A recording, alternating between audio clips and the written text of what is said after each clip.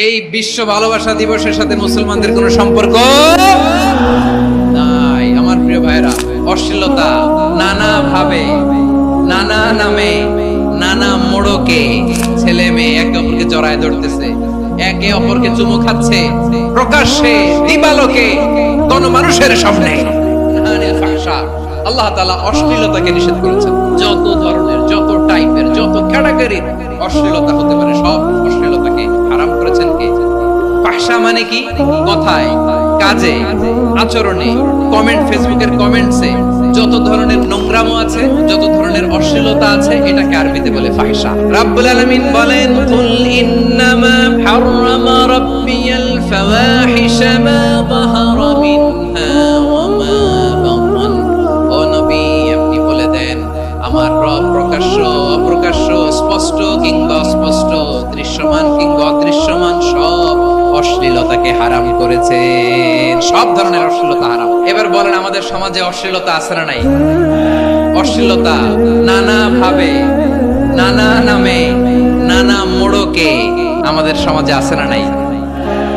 সংস্কৃতির নামে, ফ্যাশনের নামে, বিনোদনের নামে, উপন্যাসের নামে, কনসার্টের নামে অশ্লীলতা আছে না নাই? আপনি দেখেছেন কনসার্টগুলোর অবস্থা? আমাদের তরুণ তরুণীরা, আমাদের যুবক যুবতীরা, আমাদের জেনজিরা, কি অবস্থা ওইখানে? ছেলে মেয়ে একে অপরকে জড়ায় ধরতেছে, একে অপরকে চুমু খাচ্ছে প্রকাশ্যে দিবালোকে গণমানুষের সামনে। রূপালী জগতের নামে অশ্লীলতা আছে না নাই? এই টার্মটা আপনারা জানেন না? রূপালী জগৎ আসলে কি রূপালী জগৎ না অন্ধকার জগৎ? আমার বোনেরা, আপনাদেরকে যে কি বলে তারা বুঝায়, রূপালী জগৎ শুনেই আপনি ভরকে যাবেন না।